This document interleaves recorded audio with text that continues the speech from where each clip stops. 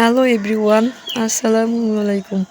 সবাইকে ওয়েলকাম জানাচ্ছি নতুন আরেকটি রেসিপি দেখার জন্য।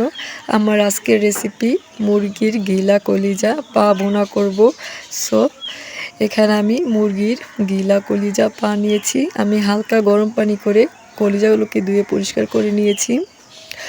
দেন এখানে নিয়েছি পেঁয়াজ কুচি, টমেটো কুচি, আরেকটা আলু নিয়েছি। আমার আলু খুব ফেভারিট তাই নিয়েছি, আপনারা চাইলে আলু ছাড়াও রান্না করতে পারেন। এখানে নিয়েছি 1 চামচ হলুদের গুঁড়া, 2 চামচ মরিচের গুঁড়া, হাফ চামচ ধনিয়ার গুঁড়া, 1 চামচ জিরার গুঁড়া, 1 চামচ লবণ, 1.5 চামচ আদা রসুন বাটা, আর নিয়েছি গোটা গরম মশলা, লবঙ্গ, এলাচ, দারচিনি, তেজপাতা।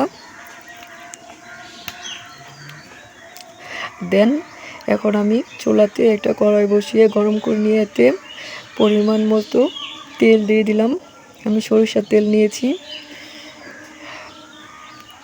পেঁয়াজ কুচি দিয়ে দিলাম। এখন পেঁয়াজগুলোকে ব্রাউন কালার করে ভেজে নেব। ব্রাউন কালার করে ভেজে নিলে তরকারির কালারটা সুন্দর হয়। সো আর দিয়ে দিলাম গোটা গরম মশলাগুলো। এখন এগুলোকে ভেজে নেব। ভাজা হয়ে গেছে, এখন অল্প একটু পানি দিয়ে দিলাম। এখন সব মশলাগুলো অ্যাড করে দেব।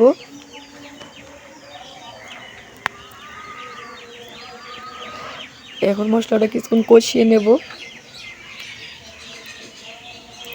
এখন আমি গিলা কলিজাগুলো দিয়ে গিলা আর পাগুলো দিয়ে দিলাম। কলিজাগুলো আমি পরে দেব, এখন দিলে গলে যাবে। আর দিয়ে দিলাম টমেটো কুচি। দেন কিছু পেঁয়াজ কুচি দিয়ে দিলাম,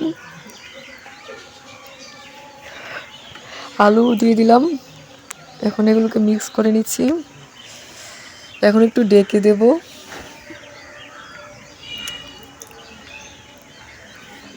এখন ঢাকনাটা নামিয়ে নেব।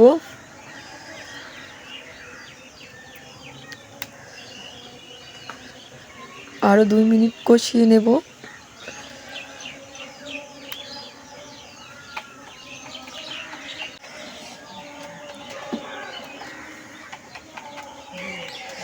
কষানো হয়ে গেছে, এখন আমি ঝোল অ্যাড করে দেব।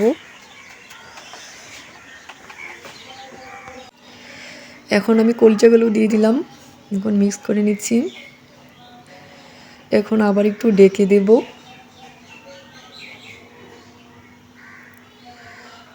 আমার ঢাকনাটা নামিয়ে নিলাম।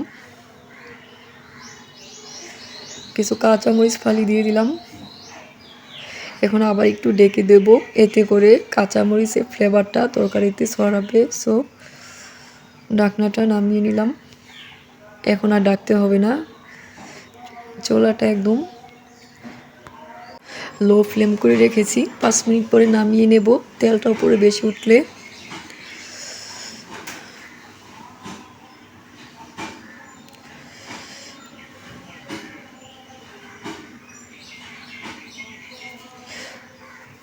এই তো আলহামদুলিল্লাহ আমার রান্না কমপ্লিট।